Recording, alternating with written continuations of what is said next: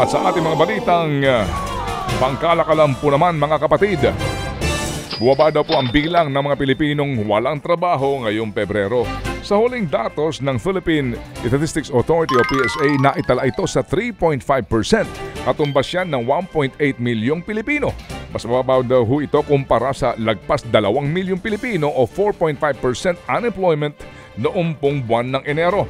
Bumaba din daw sa 12.4% ang underemployment rate ng bansa noong Pebrero. Ibig sabihin, nasa 6.08 milyon na mga Pilipino ang naghahanap pa rin po ng dagdag na trabaho o mas may kalidad na uri po ng hanap buhay. Mas mababa yan kumpara sa 6.39 milyon o 13.9% noong Enero. Sabi po ng PSA, marami raw ho nadagdag na trabaho sa wholesale and retail dahil nga sa magbubukas po ng klase sa kolehiyo. Ganyan din daw po ang nangyari sa agriculture sector dahil sa simula na po daw ng anihan. Tinaasa na ng National Food Authority o NFA ang procurement price para sa palay. Ayon kay DA spokesperson Arnel de Mesa, nasa 23 hanggang 30 pesos per kilo ang buying price sa tuyong palay. Mas mataas yan kumpara sa 19 hanggang 23 pesos noon. Para naman sa sariwang palay, itinaas ito sa 17 pesos hanggang 23. Mula sa dating 16 hanggang 19 pesos kada kilo. Naunang sinabi ng NFA na hirap itong bumili ng palay dahil mas malaki ang inaalok ng mga traders sa magsasaka kaysa sa buying price ng ahensya. Layon ngayon ng NFA na gawing competitive ang kanilang buying price para madagdagan ang kanilang buffer stock.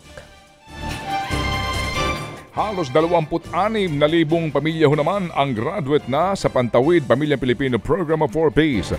Ibig sabihin, nakamit na ng mga pamilyang ito ang self-sufficiency o yung kakayahan na sustentuhan ang kanilang mga sarili.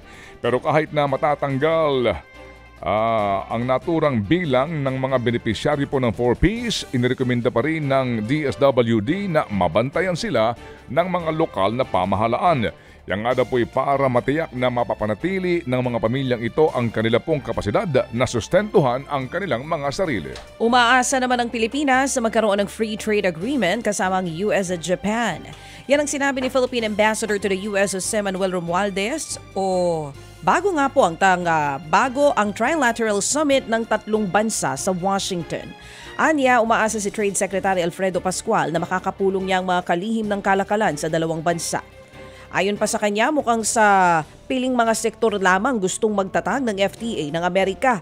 Kapag nakapagtatag ng free trade agreement ang mga bansa, luluwag o pupwedeng tanggalin na ang mga taripa at kota pagdating sa imports at exports. Hindi na ho palalawigin pa ng Bureau of Internal Revenue ang deadline para po sa filing ng income tax return. Gate ng BIR, sa Lunes po, April 15 ang deadline na ito. Kapag lalagpas po sa deadline ng filing, ang taxpayer po ay maaaring magmulta sa BIR. Naglagay na rin po raw ang BIR ng tax filing centers sa iba't ibang bahagi po ng ating bansa.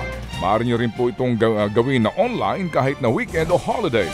Tinataya pong aabot sa higit na 400 bilyong piso ang makokolekta ngayon pong filing ng ITR. Ted Filon at DJ Chacha ngayon nasa Radyo 5 92.3 News FM Monday to Friday 6 to 10 a.m.